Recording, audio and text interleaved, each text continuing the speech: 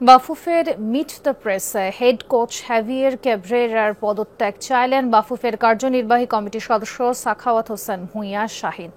অনুষ্ঠান শেষে যমুনা টেলিভিশনকে শাহীন জানান, ক্যাব্রেরার মতো অযোগ্য কোচকে তিনি 18 কোটি মানুষের চাওয়ার প্রেক্ষিতে সরাতে চান। এদিকে বাফুফের সদস্যদের সঙ্গে আলোচনা করে হ্যাভিয়ের ক্যাব্রেরার ভবিষ্যৎ নির্ধারণ করতে চান বাফুফের সভাপতি তাবিথ আওয়াল। আমি 18 কোটি বাংলাদেশের মানুষকে মুক্ত করার জন্য কাবরেরার পদত্যাগ চাচ্ছি। গণমাধ্যমের সঙ্গে খোলামেলা আলোচনার মঞ্চে কথা বলার সুযোগ পেয়েই বোমা ফাটালেন বাফুফের কার্যনির্বাহী সদস্য সাখাওয়াত হোসেন ভূঁইয়া শাহীন। নেশাটেক কমিটির সদস্য হিসেবে আমি কাবরেরাকে কোচ থেকে সরানো হলো আমার এজেন্ডা। এর বাইরে আমার কোনো এজেন্ডা নাই।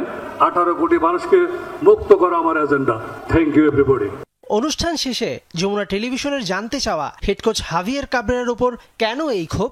সিঙ্গাপুরে ম্যাচ লস করার পরে মানুষের যে অনুভূতি, আমার নিজের আমি দুদিন ঘুমাইতে পারিনি। আমার এত খারাপ লাগছে যে টোটালি টেকনিক্যালি এই কোচের অযোগ্য একটা কোচের পারফরমেন্সের অভাবে এবং তার টেকনিক্যালের ব্রেনের অভাবে আজকে এই ম্যাচটা আমরা সিঙ্গাপুরের সাথে হারছি। যার প্রেক্ষাপটে আজকে বলার একটা সুযোগ ছিল, আমি এই জন্য আমার মতামত প্রকাশ করছি। নির্ভীকভাবে যে কোচের পদত্যাগ চালেন এই জনসম্মুখে, কোচের কোন কোন জিনিসগুলোতে আসলে ঘাটতি আছে আপ টু দ্য মার্ক না বলে মনে হয়েছে আপনার? কোচের টোটালি একটা অযোগ্য কোচ। আপনি দেখেন 3.5 বছর মতো এই কোচ অ্যাপয়েন্টেড, বাট তাতে কোনো আউটপুট নাই। তাকে আমরা যে পরিমাণ স্যালারি দিচ্ছি, স্যালারি অনুযায়ী তার থেকে কোনো কাজ পাচ্ছি না। সো তাকে কেন আমি রাখবো? আমার তো রেজাল্ট দরকার।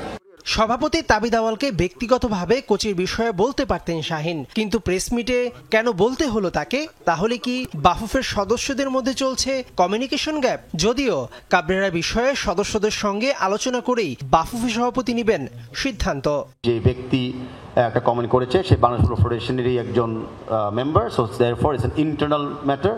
আমি আমার মেম্বারদের সাথে এবং কমিটি মেম্বারদের সাথে ইন্টারনালি ডিসকাস করে নিব যেটা করণীয়।